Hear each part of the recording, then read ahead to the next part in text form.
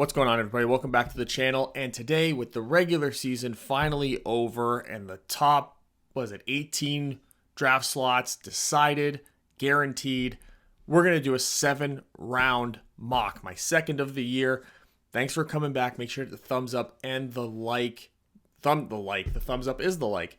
And the subscribe on this video to help me out with the algorithms. A lot of work goes into this. It's like 250 something picks or whatever.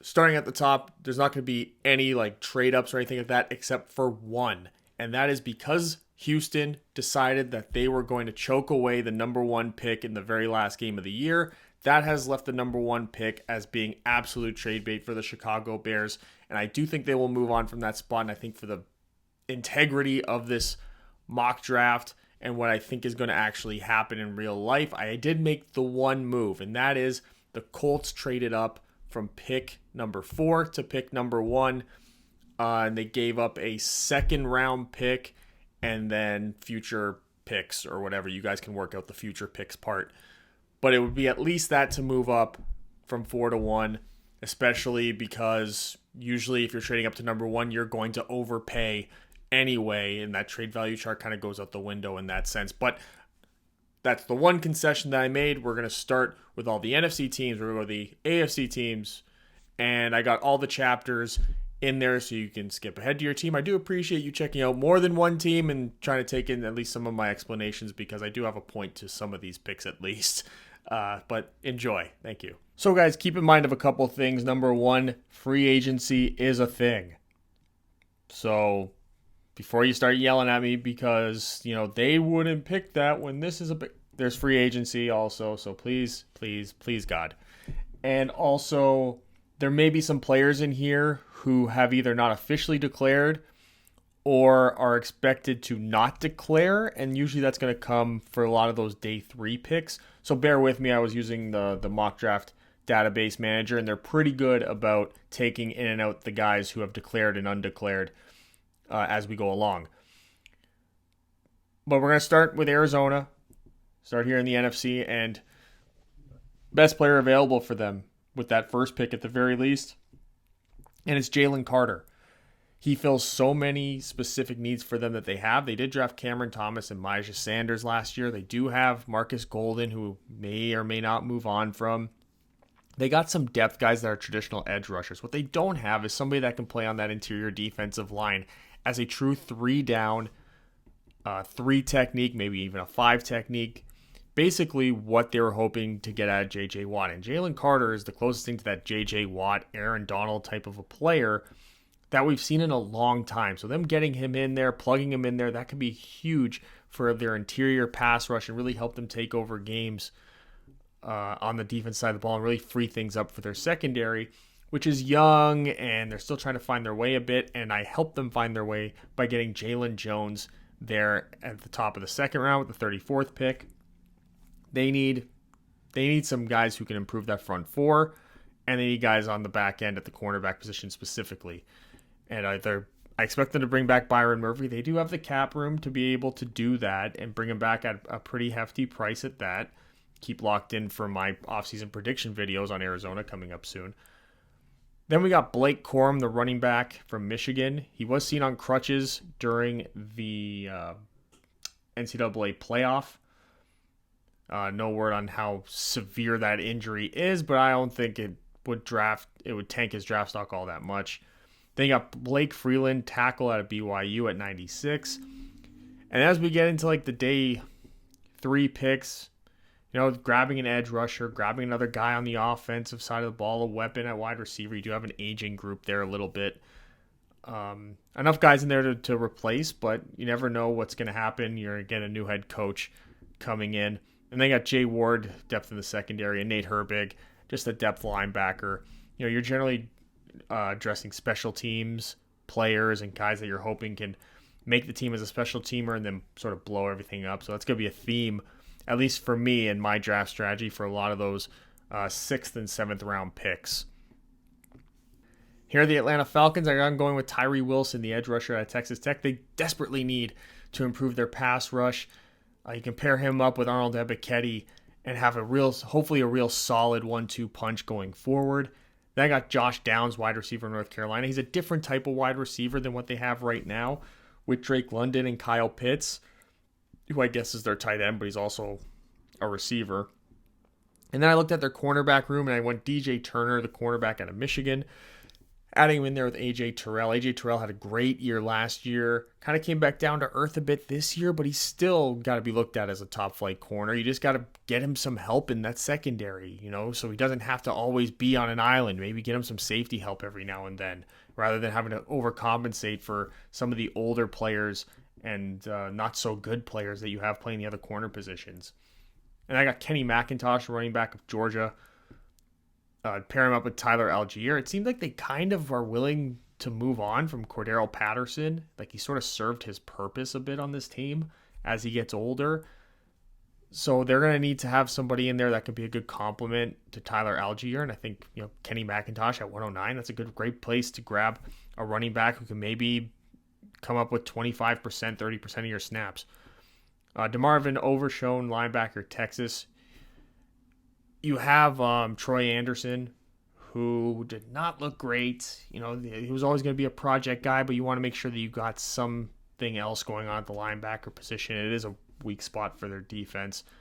Colby Wooden and Trevor Downing, some depth on the offensive line and defensive line. I wanted to grab them some offensive linemen. I do sort of anticipate them maybe franchise tagging Caleb McGarry, who at least as a running run blocker, had an amazing season. He's still not that great at pass blocking according to the PFF grades, but you maybe franchise tag him this year to then hopefully see if maybe an extra year can get him up to speed on the pass rusher. You might have a really top flight right tackle, so maybe not go crazy on the investments as of yet. And then I got Benjamin Yurcik there at the end as another tight end to add to the room. Here are the Carolina Panthers. I got them adding Will Levis, quarterback. They have to. They're a new head coach. They're going to need to add a franchise quarterback. I know people aren't that high on Will Levis, but he might be one of the more pro-ready quarterbacks at the very least.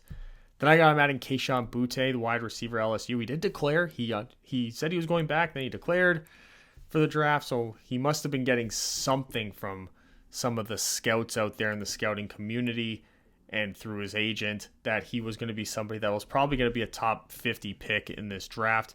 So I figured why not Carolina grab him, put him with Terrace Marshall and DJ Moore to help Will Levis out, because Will Levis was pretty good when he had some guys to throw the ball to, like Wan'Dale Robinson. And then when he lost everyone, he kind of just fell off.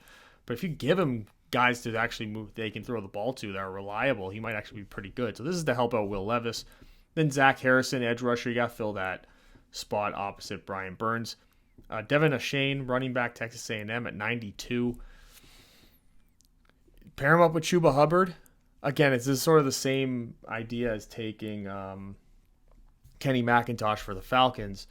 Is that, you got a running back that you took with a later pick, and now add someone else with like a similar, day 2, day 3 pick. Late day 2, early day 3 pick to sort of pair him up there, and then just have a good rotation going. Owen Popoe, linebacker, Auburn. I could see them moving on from Shaq Thompson. He's got a big contract, so you want to try to replenish that. Wanya Morris, some offensive line depth. And then Jair Brown, some defensive back depth there. Especially if you're anticipating maybe getting rid of Shaq Thompson, you might move Jeremy Chin up to a linebacker full-time. He sort of fluctuated between being an eighth man in the box safety type of a thing and a linebacker. So maybe this will help in those situations when he'll be called upon to be more of a traditional linebacker. You'll have some more depth out there. And here are the Chicago Bears, and this is the trade that I was talking about. They got 4, they got 35 in the trade with the Colts. And then the Colts got number 1. So we'll see the results of that trade. I think it's pretty obvious what that is. But they get Will Anderson, and I don't want the Bears to be trading too far back from the number 1, because I do think that getting Jalen Carter or Will Anderson is going to be essential for them. They won't want to get out of range for those two guys. That's why I think the Colts are the most logical spot, unless Houston decides, okay, we need to make sure we get to number 1 because Bryce Young is so clearly our guy. But either way, I think they're going to end up with Will Anderson or Jalen Carter. They won't trade too far back for that. Then they get Drew Sanders with the extra pick for the linebacker spot. They don't really have linebackers on that team either. Mozzie Smith, interior defensive lineman, and then Cedric Van Pran to come in and be the center. I gotta say, if I was a Bears fan and I saw these were the first 4 picks, I'd be going absolutely crazy. Because I love this. I love this draft for the Bears. It's one of my favorite ones, at least for the day 1 and day 2. Then Sam Laporta there at the tight end. Give Cole Kmet some competition, bro. Israel Abanikanda, running back out of Pitt. Nathaniel Dell at a wide receiver in there. Carter Warren, some offensive lineman depth. And then Darius Rush adding some depth there at the corner position. The Dallas Cowboys start with Clark Phillips III, cornerback out of Utah. They need secondary help for sure. I don't really know what their running back situation is going to be. It's probably going to be Tony Pollard gone. But until then, I think that they will wait on taking a running back regardless to pair up with Zeke. Then I got Luke Weipler, interior offensive lineman, Ohio State. He can come in and play guard, I do feel, in year 1, next to Tyler Smith there at the left guard position. Zach Evans, running back, Ole Miss. There's the running back there at 89. Pair him up with Zeke. You don't necessarily need to invest a high-level pick in a running back, but getting him on day 2, I think would be the right move. Then just adding depth for this team. The Dallas Cowboys have a really good roster. They have a good roster almost every single year. So I feel like those first 3 picks really solved what their glaring desires would be. And then it's just, add some defensive line depth, add some linebacker depth, some edge depth, another receiver in there, some offensive line depth, and then some defensive back depth at safety. I think it's just hitting all the levels of the defense, and then another lineman, another receiver. I think it's one of the good things about having a complete roster is that when you have the draft, you can also move around a lot now, trading some of those day 3 picks to sort of move around and get the exact players that you want that are going to fill immediate needs and be instant impact players. And here are the Detroit Lions. Oh, they were so close. That damn loss to Seattle in week 4. But Christian Gonzalez, cornerback, pair him up with Jeff Okudah. Got one heck of a group there. Then I have him take Osiris Torrance at 18. This is going to fill in that right guard spot next to Penei Sewell. And how great is the right side of the offensive line now? Just maulers. Absolute maulers. Just freaks on that right side of the line. Then I got Siaki Ika at 48. Filling in a traditional nose tackle role. It's kind of with Aleem McNeil, but I do think that their defense was so flimsy for such a long time there. You want to be able to have guys that can stuff that middle of the field and force them outside to where your athletes are, right? You got those athletes out there like Aiden Hutchinson. You got Malcolm Rodriguez has got good sideline to sideline. Then you draft Jack Campbell, who can pair up with Rodriguez, so you help your athletes out. Draft Isaiah McGuire to play the other edge. So you got James Houston, who had a really great end of the season. It'll be interesting to see how he continues that trend into next year. He had a couple big games, but can a couple big games be sustained throughout a season, throughout a career? Consistency. You still kind of need guys out there, and you need to replenish it with some youth. Get rid of some of those bigger contracts like Harris and Romeo Okwara. And McGuire also can maybe flex into that Michael Brocker spot. You never know. That could be an option as well if you want to get a little bit smaller, have a smaller package for third downs. Josh Proctor, throw him back there as like a third safety. Kirby Joseph has Aaron Rodgers' number. Got a kicker, Noah Ruggles. I just felt I had to take that Ohio State kicker. He was put in a horrible situation, so I took him. Damn it. And I know that I took 2 Ohio State players, so Detroit fans are going to be pissed. So that's why I took Ronnie Bell. There you go. Got another Michigan guy in there. And here are the Green Bay Packers. What is Aaron Rodgers going to do? Well, let's say Aaron Rodgers isn't there. So what is Green Bay going to do? Well, because Aaron Rodgers isn't there, we're going to get somebody that could have helped him. Michael Mayer, the tight end at Notre Dame. Robert Tonyan's a free agent coming up. Alan Lazard's a free agent coming up. I would be more inclined to just let both of them go and then grab Michael Mayer here, who can sort of fill in exactly what Tonyan was doing, if not better. They got Jalen Duncan in the second round. Don't know what's going to happen with Bakhtiari. What's happening at that right tackle position if Bakhtiari stays. There's a lot of question marks still on that offensive line, even with some of the guys that they've picked up lately, like Sean Ryan and Zach Tom. They got Rashad Torrance, safety out of Florida. This is your Adrian Amos replacement. And then kind of like everyone else, I was looking, I'm like, all right, they got a lot of picks left. Here comes just filling in some depth here. Get them an edge rusher, help out that interior of the offensive line a bit there. Get another wide receiver. They love those day 3 receivers. Grabbing another guy for that defensive line, defensive interior. Getting another corner, another linebacker, and even a new backup quarterback, perhaps, in Aiden O'Connell for Jordan Love, unless they trade Jordan Love. In that case, he's the backup for Aaron Rodgers. But one of those quarterbacks won't be there, so they need to figure out who's going to fill in that spot. And I decided it was going to be Aiden O'Connell. Sue me. And here are the LA Rams, and oh boy, what a disappointment. But I'm grabbing Anton Harrison, tackle of Oklahoma. Lucas Van Ness apparently is going to declare. I could be wrong. I've heard him say that he wasn't going to declare, and people are saying, no, he's going to declare. So I took him. Here. There you go. And of course, because they trade away all their picks, they're kind of only in a position to get depth players at this point. So just sort of looking at where would they be a nice place for them to have it. Another receiver, an offensive lineman, a defensive back, another tight end. Max Duggan, a quarterback, to back up Matt Stafford. Some running back depth there, a punter, and another linebacker. So just guys that really, like, you got Ibrahim and Banks and Behringer, obviously, like some special teams guys maybe there. Some solid special teams guys there. Then you got Schoonmaker, who can probably find his way into getting a couple of snaps. I like it. It's really hard to draft for the Rams and feel good about it just because they don't have draft picks, ever, it seems. The Minnesota Vikings, and they're another hard team to draft for. So I was like, they got an aging group there with Za'Darius Smith and Danielle Hunter. Who knows how long you're going to be keeping them together for. So why not draft a guy like Foskey who you can bring in and be a nice little third guy in there into the rotation.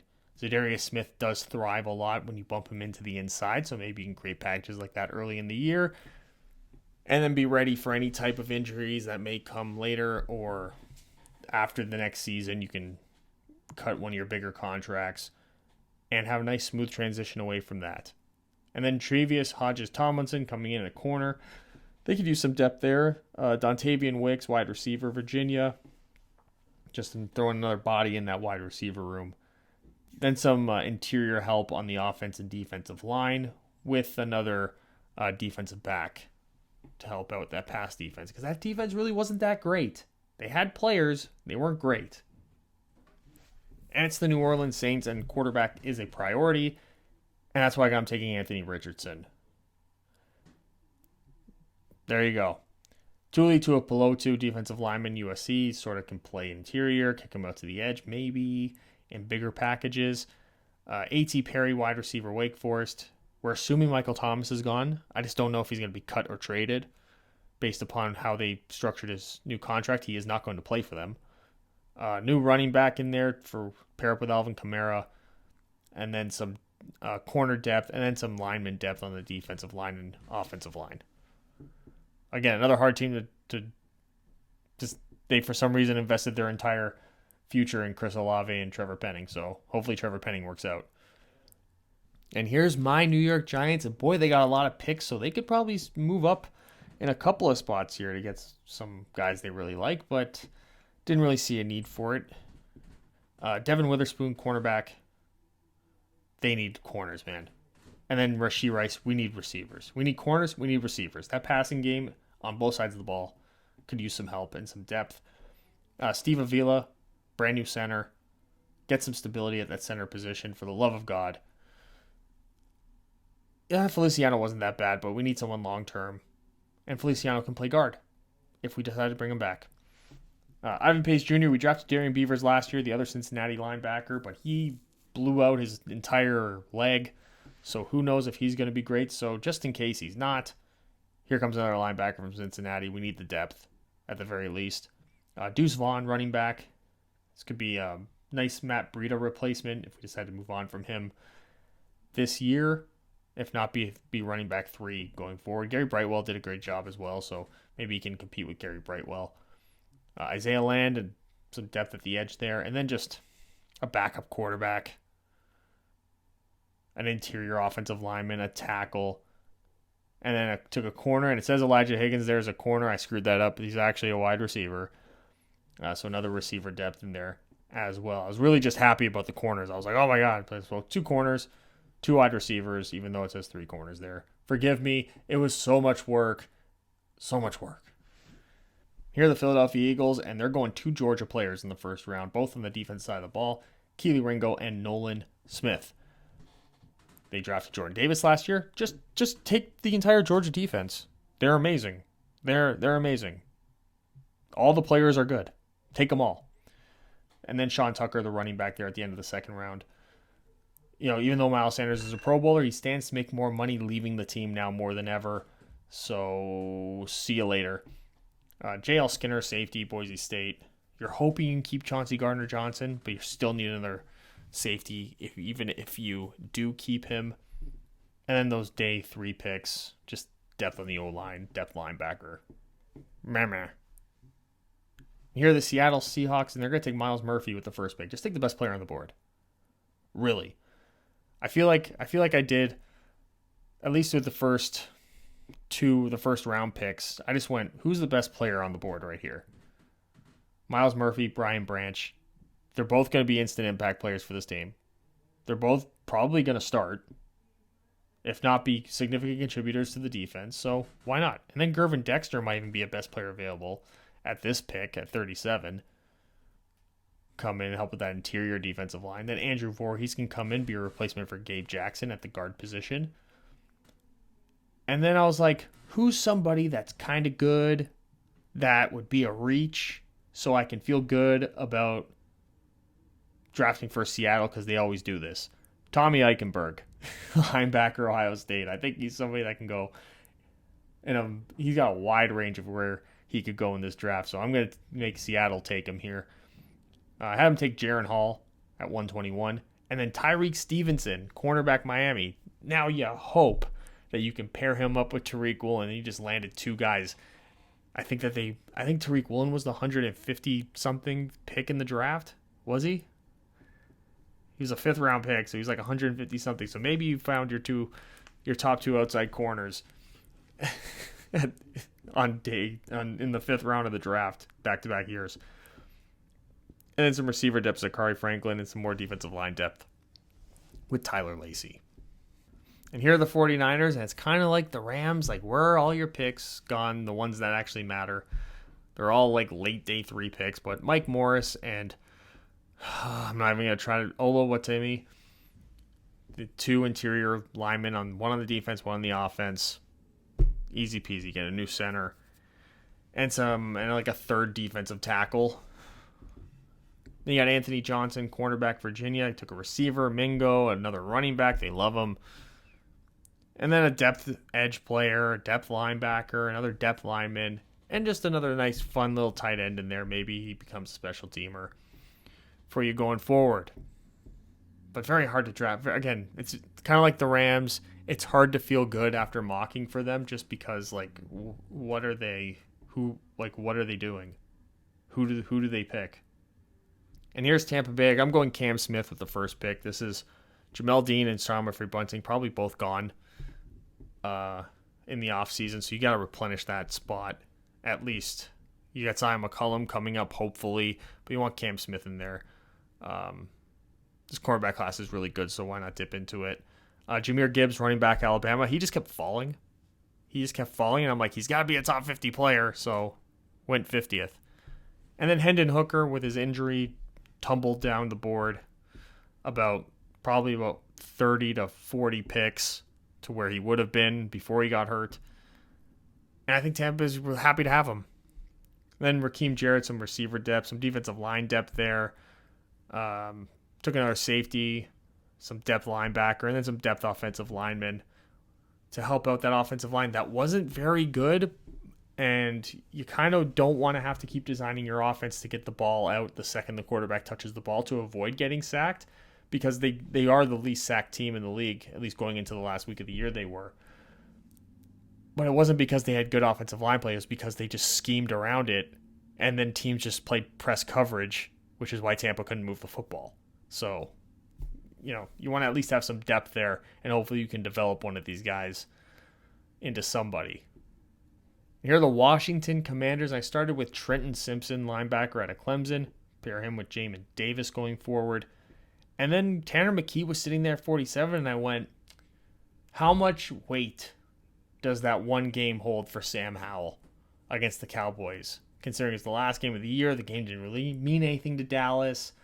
Dallas's offense was so terrible that they were like, then Sam Howell did he play that good? Not even really. So maybe bring in Tanner McKee, let him compete for the job, assuming he'll probably take it over. They got Julius Brents, some depth corner, Jamin Robinson, another defensive back to add to the group. Tyler Steen, an offensive lineman. Yaya Diaby, some defensive line depth, and then some weapons. That'll probably just be special teamers. Tavian Thomas, Andre Iosivas.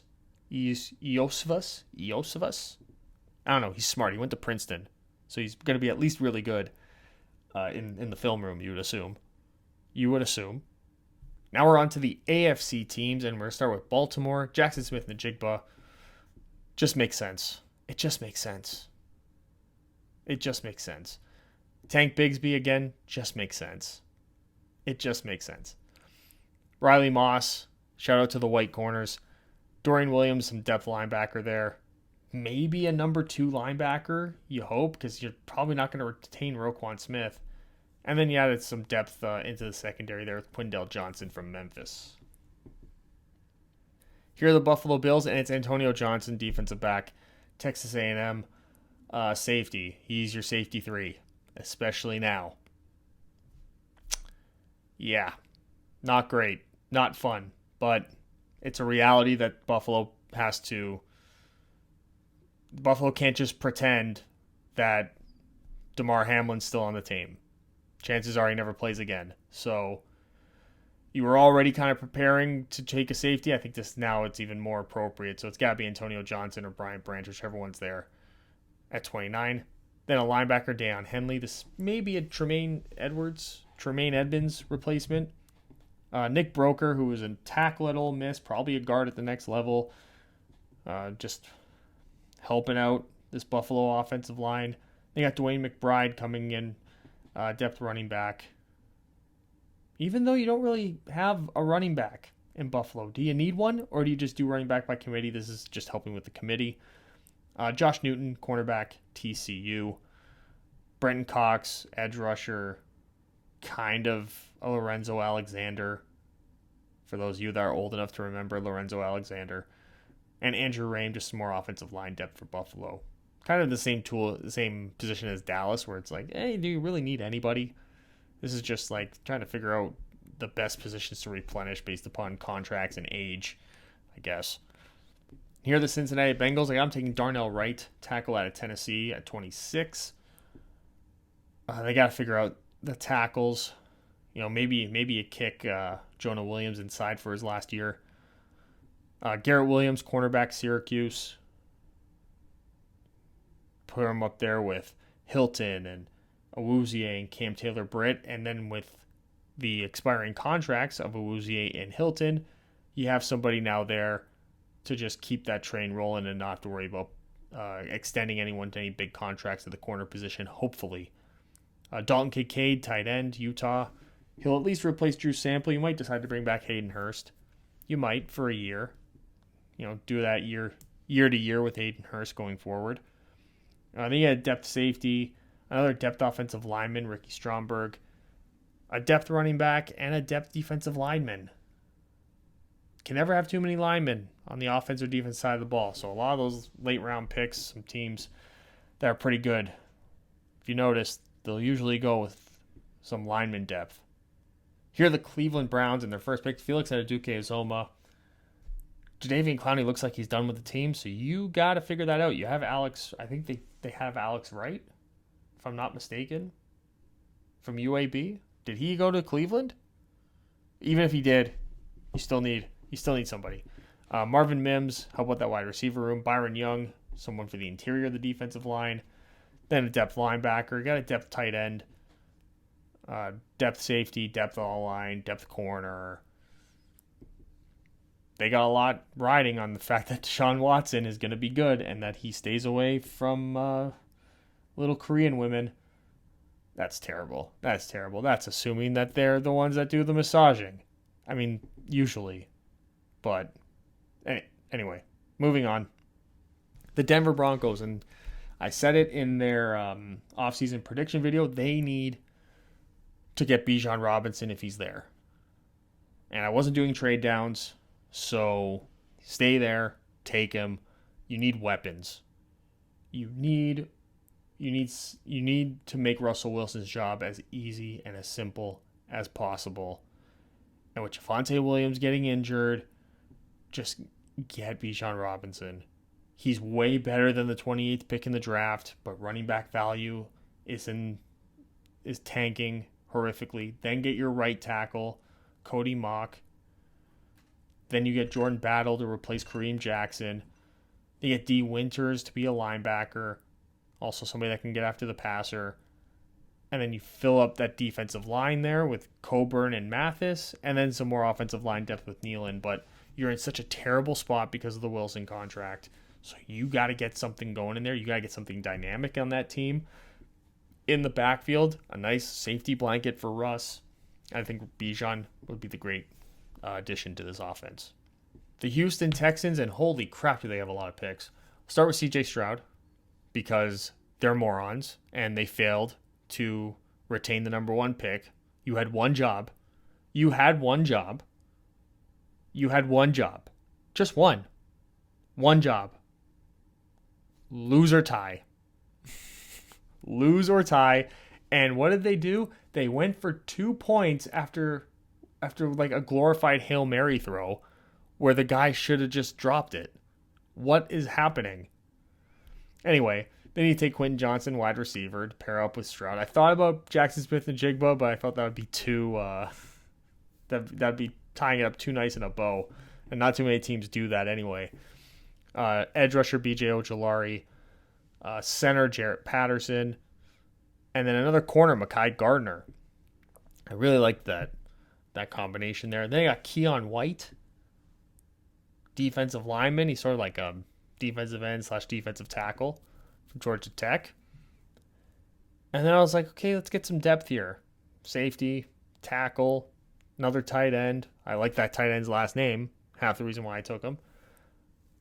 Depth running back, Chris Rodriguez. He's different than Dameon Pierce. And I think that's important. Because he's different. He's a good change of pace. Very least can be a special teamer type of a guy. Drafted a kicker because kickers are people. And then another corner. Just another special teams guy. Maybe he's a gunner. The Indianapolis Colts. Good on you guys. And here's the trade here. The only trade I made. They trade up to get Bryce Young. I think that's as straightforward as it gets. They should make sure that happens. Then they get Parker Washington, wide receiver, Penn State, put him with Pittman and Alec Pierce. Then a corner, Kyu Blue Kelly. Tackle / guard, Jackson Kirkland. Just a guy on the offensive line. You can find a spot for him, at the very least. He's offensive lineman number 6. Depth defensive lineman, Jerzon Newton. Great name. And then another great name, Tajay Spears, to be a backup running back. The Jacksonville Jaguars, one of the most surprising teams in the league this year. I got him going with Joey Porter. He fell. He's got the cornerback class is so weird. You don't really know what order they're going to go in. You can kind of assume it's going to be Gonzalez, Ringo, Cam Smith, and Joey Porter are kind of going to be the four guys. But what order do they go in? It's so it's wild. It's a wild scenario.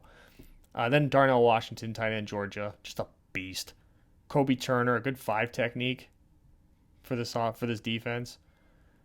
And then again, just more depth safety, depth receiver, 3 new offensive linemen, Ekiyor, Bass, and Guriage, and then another defensive lineman. But investing in the quarterback here, you got a big time tight end, 3 new offensive linemen. Let those guys battle it out. To make the team. Let Charlie Jones battle it out to be wide receiver 4. You get Calvin Ridley coming back, pair him with Christian Kirk. Boom, battle it out to make the roster. Get all these guys in here in key positions to battle it out for a roster spot. I really like that idea. The Kansas City Chiefs, DeJuan Jones, easy pick. They need a tackle. They're going to lose Orlando Brown. They needed a tackle already. Take him. Will McDonald, edge rusher, Iowa State. Pair him up opposite of George Karlaftis. Get out of that Frank Clark contract. Cedric Tillman took a tumble for me. Just the way the board worked out. I'm sure if I was doing more trades, it would have been easy to trade up to get him somewhere, maybe top 75. But he's a different type of wide receiver than what they have, and they can let some guys go there. Jontavius Martin, some depth, it's just depth guys for the defense. Martin and Young there. Deonte Banks, Charlie Thomas. And then looking at some of the offensive depth as well. Eric Gray as a running back. Eli Cox, Antoine Wells, Spencer Anderson. Just getting depth guys. Fill out the roster a bit there. That's one of the things when you're really top heavy, you kind of use these late round picks to fill out the roster at some key spots, like the offensive line, linebacker, that kind of stuff, running back. Here are the Chargers and Jalen Hyatt, wide receiver, Tennessee. I mean, Josh Palmer, shout out to Brampton. Brampton Bulldogs for life. But no, not really. Jalen Hyatt's, top shelf wide receiver. Deserves to go in the first round. Then I'm taking Jacqueline Roy, that squishy interior. Fix that up. Luke Musgrave, tight end. Servotia Dennis, linebacker, Pittsburgh, and filling another position of need there. Ryan Hayes, some offensive line depth. Maybe he's your right tackle. Maybe you found it in Ryan Hayes. And then some depth guys on the defensive to help the passing game out a bit. Fehoko and Braswell. Maybe they make the team, maybe they don't. Got some interesting depth at both of those positions, so you never know.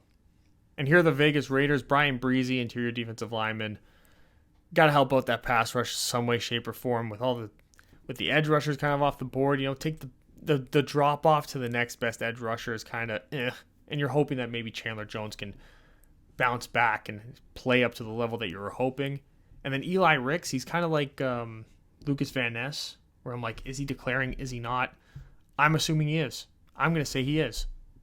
And if he is, he's a top 45 pick in the draft, and the Raiders need corners.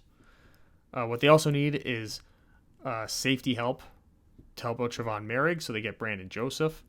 Then I'm grabbing Zion Nelson to be an offensive tackle.